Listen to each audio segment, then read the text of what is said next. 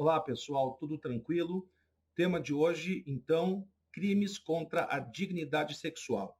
Chamo a atenção já de início, que é o aspecto mais importante, que a OAB mais cobra de vocês, que a partir da Lei 13.718 de 2018, efetivamente, todos os crimes contra a dignidade sexual são de ação penal pública incondicionada, ou seja, foi revogado o parágrafo único do artigo 225 do Código Penal. Então, liguem-se nisso, todos os crimes, mesmo que praticados contra não vulneráveis, são de ação penal pública incondicionada, até porque não são mais crimes contra os costumes, mas crimes contra a dignidade sexual, o que, de certa forma, interessa a todos e, por isso, então, a ação penal passou a ser pública incondicionada.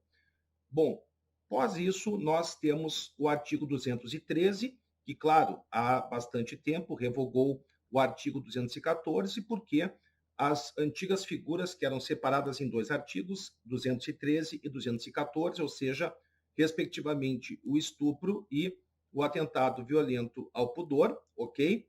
Eles acabaram sendo unificados no mesmo tipo penal, qual seja o delito de estupro no artigo 213 do Código Penal, que engloba, então, exatamente a cópula vagínica e também o ato libidinoso diverso, portanto, um sexo oral, sexo anal, e lembrando que se trata de um tipo misto alternativo. O que é que significa isso? Que a prática de mais de uma conduta na mesma, enfim, no mesmo contexto temporal e contra a mesma vítima, simplesmente vai acarretar a prática de crime único, claro, devendo a pluralidade de condutas ser considerada no artigo 59 do Código Penal para a devida exasperação da pena base.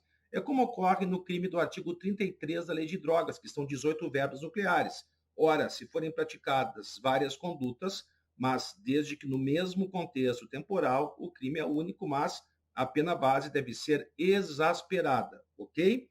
Chama atenção ainda de que o estupro, em todas as suas figuras, todas, é sempre crime hediondo, ok? Bom, ainda com a Lei 13.718, que entrou em vigor no dia 25 de setembro de 2018, uma terça-feira, ela fez revogar o antigo artigo 61 da Lei de Contravenções Penais, lembram? A inoportunação ofensiva ao pudor e, revogando esta contravenção penal, fez nascer o crime do artigo 215-A, a importunação sexual, ok?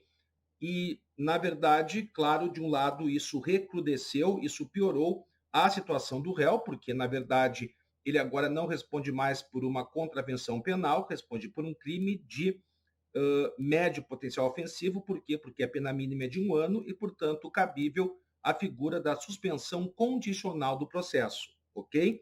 Então, isso é bastante importante. Agora, de outro lado também, muitas vezes, quando se tinha uma vítima vulnerável, ninguém iria tipificar a conduta, claro, né, digamos um beijo lascivo, algo do gênero, numa contravenção. Logo, tipificavam no estupro de vulnerável, artigo 217-A do Código Penal, que, aliás, tem uma pena altíssima.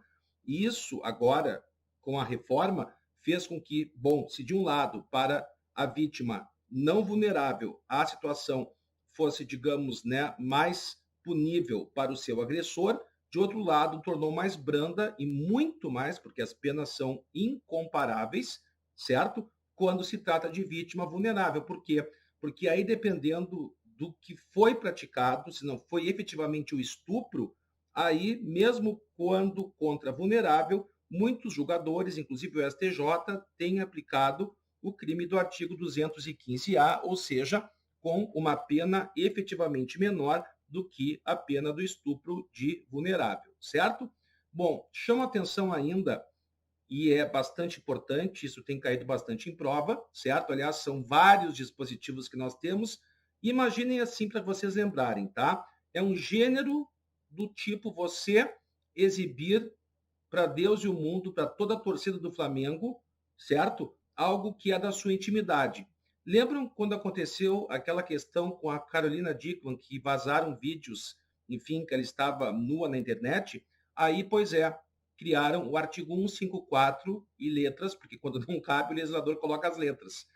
E aí, né, há uma punição exatamente porque houve uma divulgação, por óbvio, não autorizada de imagens sexuais com conotação sexual dessa atriz.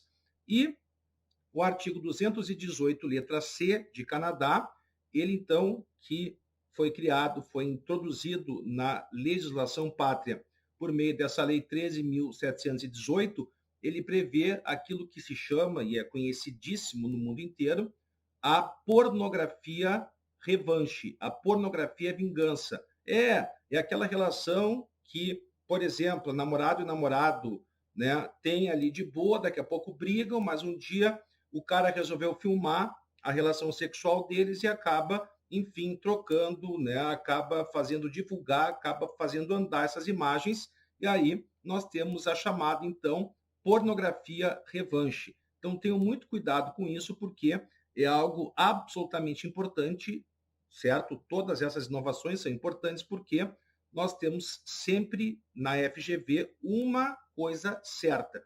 Tudo que é novo, eles perguntam. Então, concluindo, o que nós temos que saber aqui, basicamente? Principalmente, vai cair a natureza jurídica da ação penal. Antes tinha uma divisão, né? Se não se tratasse de vulnerável, era pública condicionada à representação. Desde 2018, para qualquer vítima, vulnerável ou não, a ação penal é pública incondicionada. Bom, a revogação da contravenção do artigo 61 da Lei de Contravenções Penais, a inoportunação ofensiva ao pudor, substituída pelo artigo 215-A e a chamada pornografia revanche, ok? Isso, então, em relação, galera, aos crimes contra a dignidade sexual, ok? Um beijo grande e até a próxima.